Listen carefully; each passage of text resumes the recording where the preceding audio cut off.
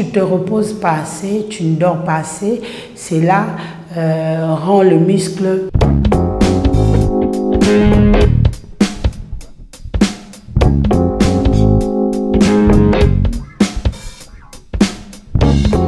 Qui d'autre peut attraper les hémorroïdes? Une personne qui s'assoit toute la journée sur son fauteuil du bureau, sur la chaise de son volant, des gens qui conduisent toute la journée, des chauffeurs, des militaires, ils se tiennent debout toute la journée, des sécuricos qui sont debout devant les magasins, les pasteurs qui prêchent, qui restent debout, qui crient, des livres, ils sont tout le temps en mouvement et il n'a pas assez de repos. Cette personne-là aussi peut tomber malade.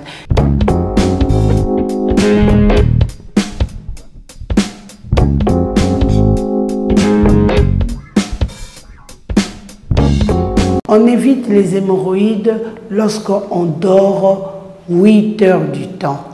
Quand le corps se repose assez, vous allez éviter d'avoir des hémorroïdes. Comment encore éviter les hémorroïdes? C'est en buvant beaucoup d'eau.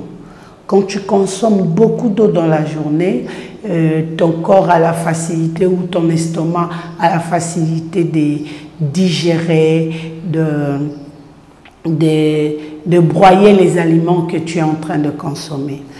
Comment éviter les hémorroïdes? C'est en prenant beaucoup de fruits. Ça facilite la digestion, ça renforce le système immunitaire.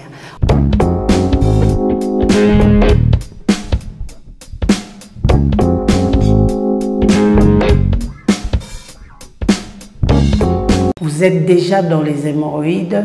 Quels sont les symptômes? Les symptômes des hémorroïdes, c'est les constipations, les vertiges, la vision floue, les courbatures, les maux de dos, les douleurs lombaires, les douleurs articulaires, le manque d'appétit, la fatigue générale, le trouble érectile, l'érection devient irrégulière. Quand un homme bande, mais son bâton de Moïse, quand il bande, il n'est pas vraiment dur, il est molle. Les hémorroïdes amènent les éjaculations précoces, la faiblesse sexuelle, voire même l'impuissance sexuelle si cela prend trop de temps à être soigné. Maison Kati, eza ya bana ya Congo. Maison Kati, eza ya bana ya Congo. Maison Kati do, eza ya bana ya Congo do. Maison Kati do, eza ya bana ya Congo do. Tozana ba projet belé, eza nango naturel. Mwamba papa, wana makasi ya ba papa e. Tanga bio, soukisa e pommade élargissante. Pona ba papa e. Pirito, voir clair. FD purge ba produit ya Maison Kati yango wana e. Tanga Maison Kati amemeli biso ba produit naturel ya bien oyo kotraite nzoto na biso malamu mingi koleka. Plus de détails, kende na Kintuka Pêcheur, avenue Maindombe numéro 99. Référence Carrie Grèce.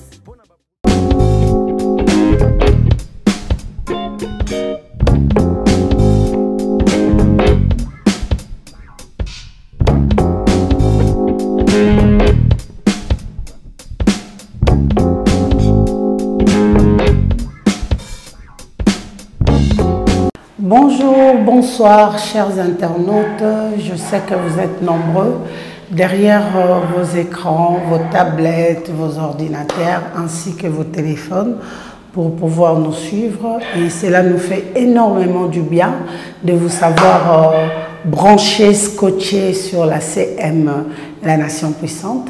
Et nous sommes là pour vous informer, car une personne qui n'est pas formée, il est déformé. Et cela est de notre devoir de vous informer de ce qui se passe à nos entourages, dans nos foyers, dans nos maisons, ainsi que dans notre environnement. Aujourd'hui, nous sommes dans notre mission de la santé pour tous. qui est présenté par Maman Cathy Munga. Et là, je vais vous parler au sujet de nos produits naturels qui est en mesure de vous donner les sourires, rétablir votre santé. Et voilà, au sujet d'un témoignage voice que nous avons pour l'efficacité qui témoigne de nos produits. Voilà pourquoi nous sommes là, pour vous parler, parce que l'hémorroïde bat son plein dans nos sociétés, dans nos maisons, et l'hémorroïde n'a pas d'âge, n'a pas de préférence, mais c'est toute personne qui travaille dur et il est exposé à avoir des hémorroïdes. Voilà pourquoi nous ne cesserons d'en parler, parce que plus les gens consomment nos produits, ils nous envoient des témoignages, et c'est grâce à ces témoignages que nous revenons pour vous dire que oui, c'est bel et bien vrai, c'est que nous sommes en train de vous dire, parce que nos produits sont vraiment forts, ils répondent vraiment au traitement, et voilà pourquoi nous avons tout le temps des témoignages, soit ce sont des messages, soit c'est des voices, soit c'est des vidéos. Et je me présente, je réponds au nom de Maman Cathy Munga, pour ceux qui vont me suivre pour la toute première fois. Je suis naturothérapeute, je soigne certaines maladies au moyen de plantes naturelles. Je suis dans la commune de Ngaliema, au quartier Kinsuka Pêcheur, avenue Maïndombe, numéro 99. Référence carrière Carré-Grèce. Là-bas, je reçois tous les jours, de lundi au vendredi, de 6h à 9h30. Consultation 15 000 francs congolais.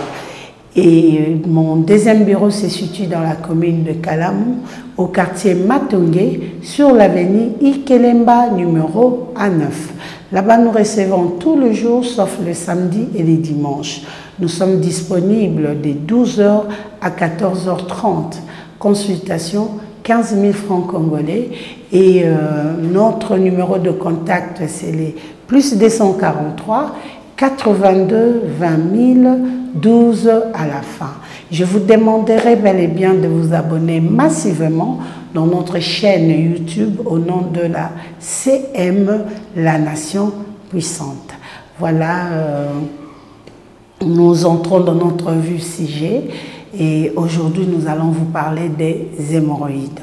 Pourquoi je parle un peu en français? Parce que nos consommateurs ne sont pas toutes des Congolais. Il y a des étrangers qui ne comprennent pas le lingala. Voilà pourquoi je m'efforce avec le peu de français que j'ai pour essayer d'équilibrer dans mes explications pour permettre à tout le monde de pouvoir nous suivre. Désormais, je ne présenterai plus le produit comme avant. Pourquoi? Parce que notre gouvernement a interdit à tout le tradit praticien de parler de leurs produits. C'est bel et bien présenté, mais je ne donnerai pas de spécialité parce que la loi nous l'interdise. J'ai été interpellée par rapport à ça. Donc je vous dirai tout simplement les maladies que nous sommes en mesure de soigner. Et sur place, lorsque vous allez vous présenter ou lorsque nous allons parler au téléphone, là je pourrais vous dire que non, tel produit soigne telle maladie pour que je ne puisse pas être de nouveau sanctionné. Donc comprenez comme ça. Les produits sont là, j'ai Tangabio, j'ai le Sukisa, j'ai le F2, j'ai les Sembola, mais je ne pourrais pas vous dire, je ne pourrais pas vous donner leur spécialité. Mais je vous dis que ces produits, il est en mesure de soigner les hémorroïdes, la faiblesse sexuelle et les éjaculations précoces. Et comment savoir si vous êtes, si vous avez des hémorroïdes? Il y a des signes qui montrent et qui vous dit qu'il y a quelque chose qui ne va pas, ça doit être telle ou telle maladie. Mais avant d'entrer dans les détails des symptômes des hémorroïdes, je voulais qu'on parle qu'est-ce qui cause les hémorroïdes.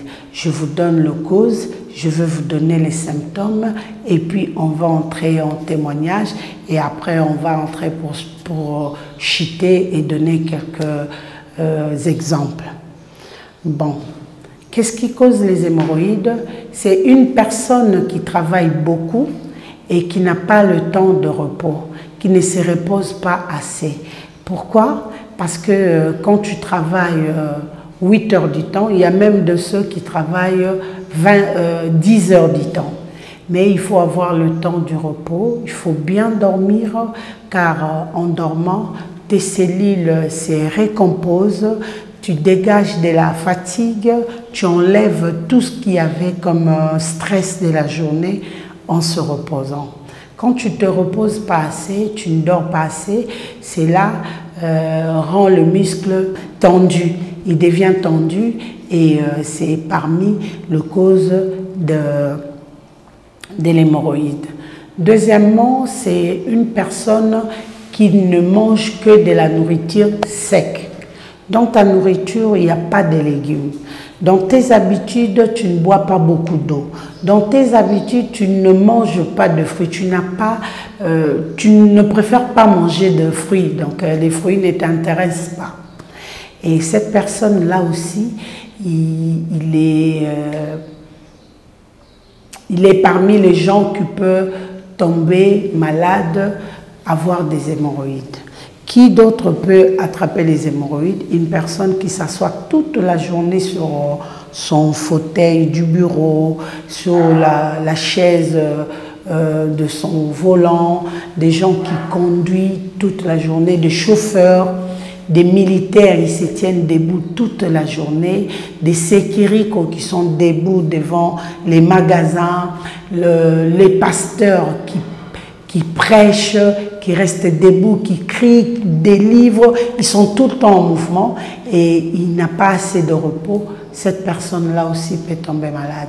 Des cultivateurs, des agisteurs, des menuisiers, donc toute personne qui fait de durs travaux, il est exposé à avoir des hémorroïdes. Voilà. Mais comment on peut éviter les hémorroïdes? On évite les hémorroïdes lorsqu'on dort 8 heures du temps. Quand le corps se repose assez, vous allez éviter d'avoir des hémorroïdes. Comment encore éviter les hémorroïdes? C'est en buvant beaucoup d'eau. Quand tu consommes beaucoup d'eau dans la journée, ton corps a la facilité ou ton estomac a la facilité de digérer, de broyer les aliments que tu es en train de consommer. Comment éviter les hémorroïdes? C'est en prenant beaucoup de fruits. Ça facilite la digestion, ça renforce le système immunitaire. On peut aussi éviter les hémorroïdes en prenant beaucoup de légumes. Quand tu consommes beaucoup de légumes, tu es épargné dans des constipations, dans des selles dures, ça va t'éviter les hémorroïdes. Et lorsqu'on a déjà affranchi cette étape-là, vous êtes déjà dans les hémorroïdes, quels sont les symptômes? Les symptômes des hémorroïdes, c'est les constipations, les vertiges, la vision floue, les courbatures, les maux de dos, les douleurs lombaires, les douleurs articulaires, le manque d'appétit, la fatigue générale, le trouble érectile, l'érection devient irrégulière. Quand un homme bande, mais son bâton de Moïse, quand il bande, il n'est pas vraiment dur, il est molle. Les hémorroïdes amènent les éjaculations précoces, la faiblesse sexuelle, voire même l'impuissance sexuelle si cela prend trop de temps à être soigné. Les hémorroïdes rétrécissent le verge pour les hommes. Chez les femmes, les hémorroïdes font perdre l'élasticité vaginale. L'hémorroïde amène les pets vaginaux. Les hémorroïdes vous donnent les dégoûts sexuels. Donc voilà un peu en grande ligne les signes des hémorroïdes. tozongi na lingala pona bandeko oyo balandaka biso na lingala o basepelaka to communiquer na monoko ya mboka nazalaki koloba que naza lisusu na droite ya koloba ndenge nazalaki bomoni FD esalaka boye ezongisaka boye elekisaka boye. J'ai été interpellée la semaine passée. Par rapport à cette interpellation-là, on m'a dit que j'ai commis l'infraction. Je ne savais pas quelle infraction que j'avais commise. Et jusqu'à ce qu'on me montre sur un article que le gouvernement a interdit à tous les praticiens de faire la publicité de produits traditionnels. Donc, il est interdit depuis le début de l'année. J'étais ignorante, je ne savais pas. Donc, je veux commencer juste à présenter le produit, mais je ne peux pas parler de ses spécialités.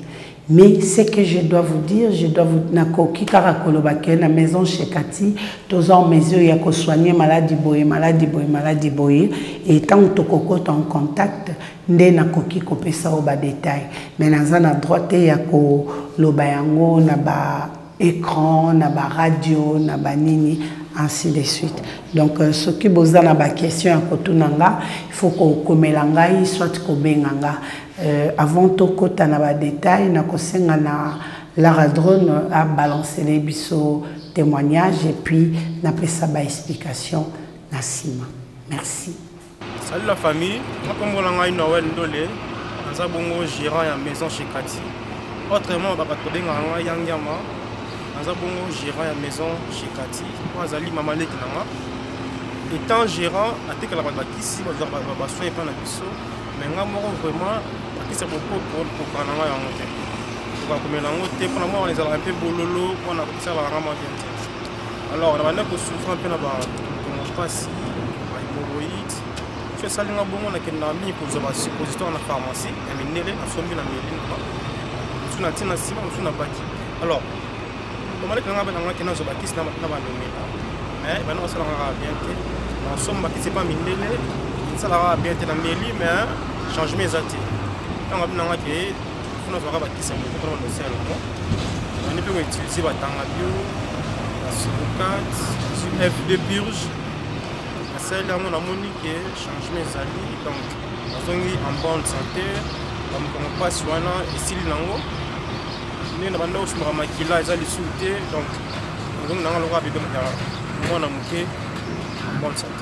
Oui, bandeko balandi tozongi sikoyo na plateau bolandi bino mokonde ci témoignage na nzela ya ba produit nanga nazalaki koloba ndenge nini mutu akoki kobela hémorroïde.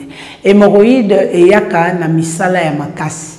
Bato bavandaka mingi na bureau, bato batelemaka mingi, bato bagangaka lokola ba pasteur, lokola ba enseignant, bandeko na biso oyo bazali na armée, bandeko na biso oyo bazali na la police, ba roulage, le fait ya kotelema toute la journée, baza exposé na hémorroïde, bandeko ya bilanga, ba motard, ba chauffeur ya grand car, ba taximen, ba chauffeur ya ba bus, ya ba esprit de vie, bazali exposé na hémorroïde parce que avant dit toute la journée et si kamoko azo conduire et puis ceux qui azo melama imingité ceux qui azo lia ba fruits et légumes à cause la exposé na hémorroïde ceux qui azo vanda azo la pongi mingité à cause la exposé na hémorroïde si comme muto aza na hémorroïde akoyeba ndenge nini ke aza na hémorroïde okoyeba ngo parce que okokoma na appétit akolia ekosila yo appétit akolia soki esili yo okomi koyoka ba ballonnement libumu komi koyemba musaba ko ata mutu avandi musika azoyoka nde libumu na ezoyemba soki olie kaka biloko moke otondi ezali ba signe ya hémorroïde. En dehors de ça, comme la constipation, ozokota toilette après 2 jours, après 3 jours, na mona na yambana bato bazokota toilette après 1 semaine. Et constipation soko zanango et puis ça mutu passe. Et puis ça ka vertige et ça la vision molili eza ba symptômes ya hémorroïde oyoka ba genou loko les okoko mema nzoto te comme en déséquilibre okoki obeta pe libaku okwei parce que hémorroïde est comme kokanga yo ba muscle ozotambola oyoki penda crampe nzoto etelemi elingi ko avancer te et comme si o makolo kilo mukongo ezosala o passe okomi oka chaleur na plante des pieds parce que hémorroïde est pénalisé kamuto olalaki olamuki mais fatigue ozokoka kotelema te pona bana mibali érection ekomi ya keba keba érection matinale lelo esali lobi esali te lobi okune esali mais esali bien te ezali basigne ya hémorroïde ememaka faiblesse sexuelle ememaka éjaculation précoce okomona bozalaki na mama bozo sepelisana olinga okota boye bâton de Moïse kwei obandaki na bien bozo sala makambo na bino okotika na kati boye bâton ekwei mususu omona obandaki penza bien aussitôt zokota yo wana osilisi otobenga soso aussitôt commencer et aussitôt terminé. Donc, biso bana basi tolinga bongote. Tolinga bongote, tolinga se fete bandi, fete banda penda, ba invité ba ye, to koti entrer, to sali piste, batu balie, batu ba meli bobini, après nde fete kokyo kata. Mais yo to bandika siko yo kokota kana sal yo sisi. Yo komi mama komite. Alors, ba biloko ya ba hémorroïde et même ba problème est belé na couple. Ba couple belé continue na ba difficulté pour na makambo ya hémorroïde. Bande comme susu balobaki te ngai naza mutu na sambelaka na préféraki toye banana mobile nanga tina ndako na biso ya libala jour de noces. Ba komi na jour de noces o naza yebisa bino eza histoire vraie ya couple moko na kisangani oyo ndeko na ya tindelaki ngai témoignage message pour na koyeba soki na koki kosala quelque chose pour na libala ya yaya na ye na beau-frère na ye mais malheureusement tango biso tozo bongama pour na komema solution couple si ekabwanaki bakabwani pour na nini mama bakei kuna na nuit de noces papa eloko te ya eloko te alobi na komo luka ngonde ya koluka monde ezala bilamba eza na désordre ozoluka polo na omoko boye opandi abina pandi na luki na omona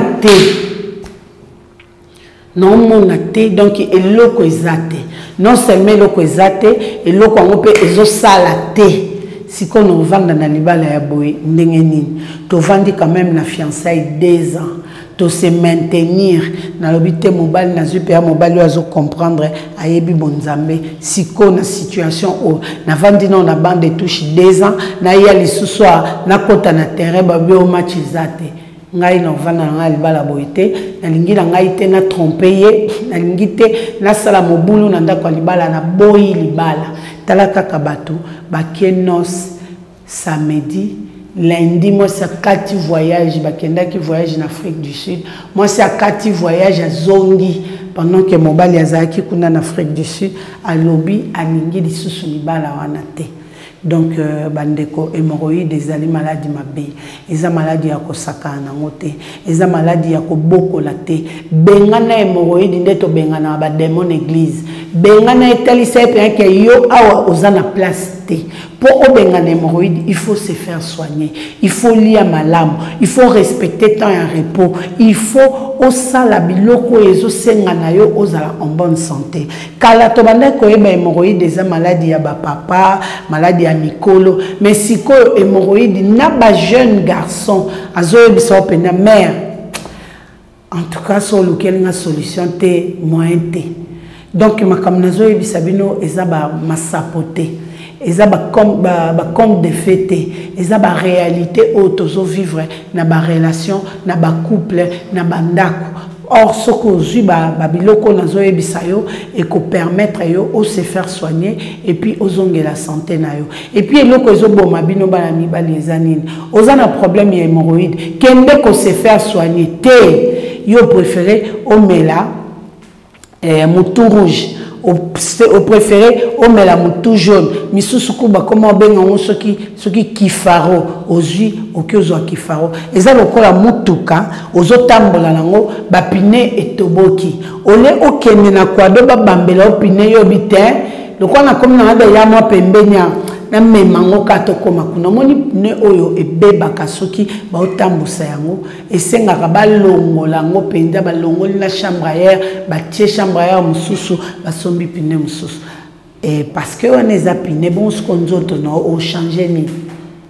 oza eloko o changer te donc ozande na devoir ya ko entretenir nzoto no ezala malamu yango wana nazosenga na bino boya na maison chez Kati boya ko se faire consulter boya na avenue Ikelemba numéro A9 na quartier Matonge na commune ya Kalamu boya kuna boleka na consultation eza nango 15 000 francs ozwa ba détail pour oyeba ndenge nini ya ko soigner nzoto na yo parce que na maison chez Kati tozana bakisi oyo ko sunga yo pour oyo ka nzoto malamu tozana tangabio tozana F2 tozana sukisa tozana sembola tozana sipokat yango nde ezo constituer cure ya mutu oyo azana problème ya hémorroïde donc na bengi bino ezakaka mibalite biso ba mama pe tobela ka hémorroïde okoyeba ndenge nini ozobela hémorroïde okoyeba ngo parce que ozomona okomi kosala ba paix vaginal okomi ko beta ba gaz ozotambola gaz ezobima liboso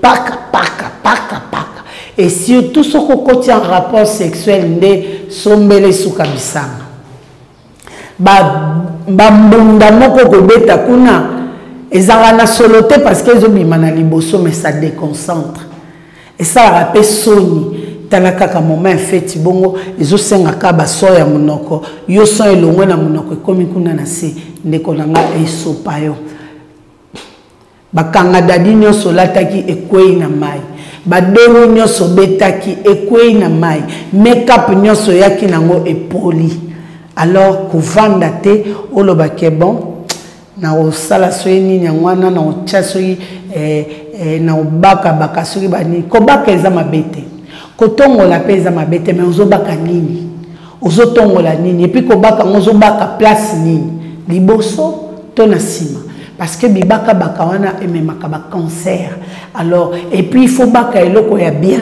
pour protéger yo na sengi na oleka na maison chez Kati to benga biso na plus 243 82 20 12 na suka en tout cas bo hésiter te boya ebele ba pasteur na zongi lisusu parce que ba maman pasteur bazotikanga kinyate balobi maman il faut lobela kango à chaque émission olobaki yango 2 fois mais 2 fois ne suffit pas c'est pas tout le monde qui t'a capté il faut beta c'était pardon pour na mibali na biso bazui ki pasteur ba yena ngona ndako or na ndako tozana besoin Jean-Claude tozana besoin JC tozana besoin Pierre ya yeli suna titre ne pasteur na ndako soko ngo simba ete na sana ba prière soko ngo simba ete na sana jeûne soko ngo simba ete na zo méditer te papa Bible yango moko ezoloba chaque chose a son temps. Et il y a un temps pour toutes choses. Donc, ce qu'on ici de voir nous qui pasteur. Tant que nous sommes en Andako, osa Jean-Claude, osa papa ya Baïguette, osa papa ya Nouchka. Donc, il y a te que oye souka na Bible na owana, oti wana baloba. Non, moi je me dis que vous me dérangez. Allez là-bas, te papa. Devoir conjugal les autres là-haut. Côté abana, devoir conjugal les autres là côté maman parce que basi na bino ba komi frustré, basi na bino ba komi ba aigri, basi na bino ba komi frigide parce que azo zo chaleur ya mobali na été, azo retrouver mobali na mbetute, mobali na zaka na ba excuse, zaka na ba prétexte, zaka na boy. Donc ba maman bazana posa ya chaleur na bino, ba maman bazana posa en contact na yo, alingi yo kai, bino bozana tanka ya koyoka bandimi, bino bozana tanka ya ba problème ezoleka na ba église mais moi si oazana pembeni na yo oyoka kaete mais yo muto libosozo ke ko pesa exemple na couple kuna papa ce qui maman zana besoin na yo pesa ye mais yo moko ma pasteur ozo pesa ete allez ce qui ba monaki azo solola na chauffeur au répudier maman pasteur aza mobulu azo bimana chauffeur nanga azo bimana na muta musala pendant que yo muto il faut bimana ozana temps na ete donc maman pasteur azé ke côté aza moto azaka na besoin ba bijoux te azaka na besoin bilamba te aza pe na besoin na yo papa pour ozala pembeni na ye à se sentir femme. Donc yango nde message ba maman pasteur batindela kibino. J'espère que bolandinga boyoki yango bo se faire soigner. Yo ozomona ke nzoto ezotelema lisusu malamu te. Yo ozomona ke éjaculation précoce et comme elio vie commune. Yo ozomona faiblesse sexuelle ezotika ote. Mukongo pasi, makolo pasi, chaleur na makolo, courbature, appétit esila yo. Soko nie muke tondi. Yeba na maison chez Cathy, tozana bakisi oyo ezako soigner bino na makambo oyo etali hémorroïde, faiblesse sexuelle et éjaculation précoce. Ezala ki bongo émission na biso ya lelo au sujet ya témoignage ya papa na biso o atindeli biso depuis Kolwezi. Merci beaucoup papa pour na témoignage na yo et puis na zongi lisusu pona koyebisa na bino na maison chez Cathy to soignera kaka hémorroïde te. Na maison chez Cathy, tozo soigner bandeko bazobela diabète. Bandeko bazana bokono ya tension. Tozo soigner tension oculaire, tozo soigner tension artérielle. Bandeko bazana problème ya glaucome, vision floue, misu mabele, misu ezotanga mai, misu ezosala mokosa. Yaka na maison chez Cathy. Yo ndeko mwasi o règle et katana. Pardon? Yaka na maison chez Cathy. Yonde commence au règle comme élastique, au réglera 15 jours. Na maison chez Cathy, tozana bakisi o ekosungayo. Ndeko nangai yo oyo okoma na problème ya trompe bouchée. Yaka na maison chez Cathy pour na lobiko na yo. Bandeko oyo bakoma na problème ya matrice koma malili. Na maison chez Cathy tozana bakisi oyo ekosungayo. Yondeko papa ko vanda te. Na hôpital baloba ke oza oligospermie. Na hôpital après examen à spermogramme na baloba oza azospermie. Yoka mongongo nanga pe yaka ko se faire soigner. Na maison chez Cathy toza na F3 vitalité A, F3 vitalité B et puis F3 vitalité C. Oui ko permettre yo remonter ba pourcentage ya ba sperme na yo. Bande konanga ya mibali o bazobela prostate.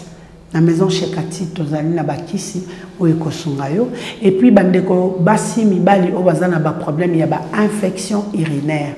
Bandeko bazana problème ya mine comme jaune, o melara bakisi belé na bomwa nozwa ka entretien bien te et affectant na mamino na yo, ongie comme pembe lokola mino ya mama Cathy. La maison chez Cathy, tozana bakisi oyeko sungayo. En dehors de ça, bandeko bazana mabandi, ce qui est kola raté, alopécie, ce qui est katanaka, otikala na madusu, okoma condamné na perruque, okoma condamné na kitambala, ngana latika pona na changer mo longi mais naza problème ya sukite. Okoma condamné na kitambala, okoma condamné na chapeau, yaka na maison chez Cathy et mbunjo kozwa mupepe. Mbunjo kozwa mupepe po okubomba de aba mabandi wana ekosila. Bandeko mususu oyo bazali na problème ya toxique. Au lieu que l'eau comme ya mabe, on respira que mon pépé moko ya mabe et comme il y a au poison dans nzoto na maison chez Cathy tous en mesure ya kosungayo. Donc oyo na tangité par faute de temps na rosenga na bino bo s'abonner massivement na chaîne YouTube na biso na kombo ya CM La Nation Puissante. Je crois que tout comme na souka ya émission na biso to ko katate sans pour autant qu'on peut sa merci na la drone ou azala ki na sima ya machine peut ko souhaiter la bienvenue na journaliste na biso Ornella et na pesi merci mingi na évangéliste Miché Ekuchu pour na apport na yo na musala nanga. Merci na famille Munga, famille Mokoka, famille Sengambo, pe famille Molengo pour na apport na bino bat bondima kozala ba kobaye ya maison chez Cathy sans bino qui se koki kobimate sur la voie publique. La maison chez Cathy ba kobaye na biso ezala ba chauve-souris te, ezala ba puku te, ezala ba niaou te o ba chimpanzé te, tozala ba kobaye humain bango basala biso po tozala avant de y kisi vers bino to bandarana ne pas na bango. Et puis merci na mes amis ingénieurs pour na ba story ba statut ba vulgarisation à makasi au bozo sana musananga. Et joyeux anniversaire à Randy di Tutala le R10 wana ezalaki yayo pour na mokolo ya mbotama famille sans frontières. Et na pesi merci lisusu na équipe mobimba ya maison chez Cathy pe na ba consommateur ya maison chez Cathy na ba abonné à CM la nation puissante pe na bino ba internet nyonso o bosalanga confiance soki kolo yeso azongite nde tomonani mbala ya sima. Bye bye. Maison Cathy eza ya bana ya Congo. Maison Cathy eza ya bana ya Congo. Maison Cathy do eza ya bana ya Congo do. Maison Cathy do eza ya bana ya Congo do. Tozana ba projet belé eza nango naturel. Mwamba papa wana makasi ya ba papa tanga bio isuki sai pommade élargissante pona ba papa pirito voir clair. FD purge ba produit à Maison Cathy yango wana etanga.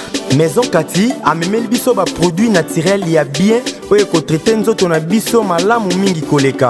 Plus de détails kende na Kintuka Pêcheur avenue Maindombe numéro 99. Référence Carrie Grèce.